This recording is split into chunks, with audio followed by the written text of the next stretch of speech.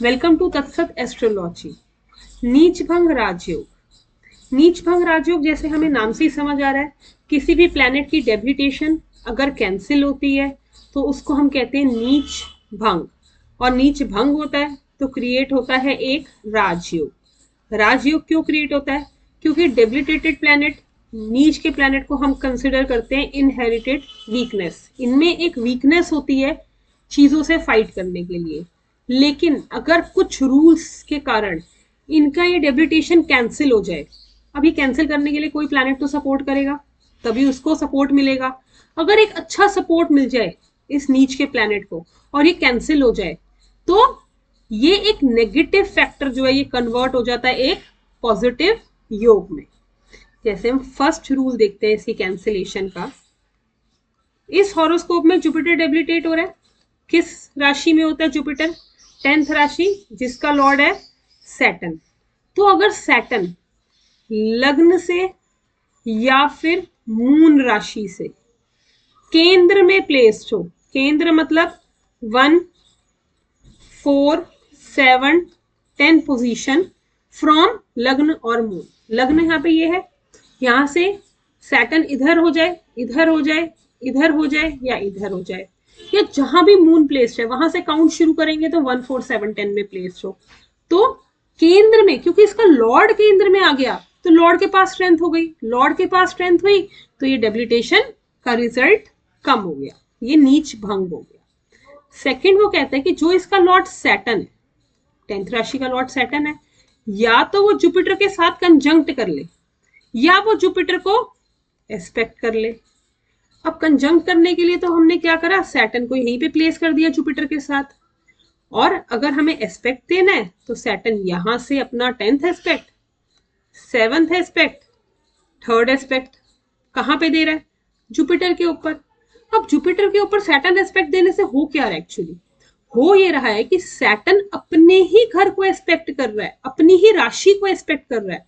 कोई भी प्लैनेट अगर अपनी राशि को, अपने घर को एस्पेक्ट करता है तो वो घर बहुत स्ट्रांग हो जाता है, इतना स्ट्रांग हो जाता है कि उसके अंदर एक डेबिलिटेशन जैसी नेगेटिव फैक्टर एग्जिस्ट नहीं करता और वो चेंज हो जाता है राजयोग में।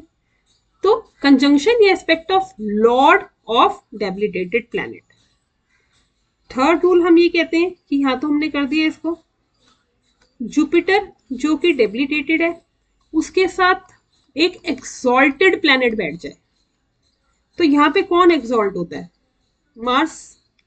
यहां पे एक्सॉल्ट होता है मार्स। तो एक नीच का ग्रह, एक उच्च का ग्रह, तो नीच भंग हो गया। फॉर एग्जाम्पल इस राशि में वीनस डेबिलिटेट होता है, मरकरी एक्सॉल्ट होता है। तो वीनस की डेबिलिटेशन को मरकरी की एक्सॉल्टेशन कैंसिल करती है और नीच भंग राजयोग बनाती है।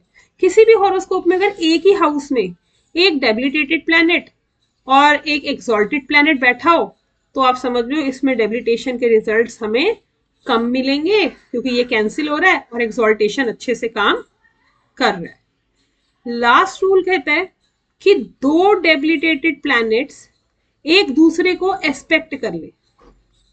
अब हमने यहां क्या करा था, हमने तो मार्स को एक्सॉल्ट करा दिया था जुपिटर के साथ, लेकिन इंस्टेड ऑफ एक्सॉल्टिंग, वहां पे एक्सॉल्ट होने की जगह अगर मार्स यहां डेबिलिटेट होके भी जुपिटर को देख रहा है तो इनमें एक म्यूचुअल एस्पेक्ट हो गया 7 एक्सिस का 4, 10 में, इन दोनों ने एक दूसरे को म्यूचुअली एस्पेक्ट कर लिया तो भी डेबिलिटेशन कैंसिल होती है, नीच भंग योग बनता है राजयोग। नीच भंग में मेन हमें क्या समझ आता है, कोई भी ग्रह जो नीच का है उसको या तो एक्सॉल्टेड प्लैनेट सपोर्ट कर दे, या उसी घर का लॉर्ड सपोर्ट कर दे, या उस घर का लॉर्ड एक वेल प्लेस्ड केंद्र में आ जाए तो डेबिलिटेशन में हमें कैंसिलेशन मिलती है और एक राजयोग क्रिएट होता है। अब ये राजयोग क्रिएट होकर करेगा क्या? इस राजयोग, ये राजयोग दूसरे राजयोग से डिफरेंट है। अगर हम धन योग लेते हैं, राजयोग लेते हैं, तो वो बाय प्रॉमिस एक राजयोग होता है। इसके अंदर इस राजयोग को बनाने के लिए हमें क्या करना पड़ रहा है? किसी प्लैनेट की डेबिलिटेशन को कैंसिल करना पड़ रहा है।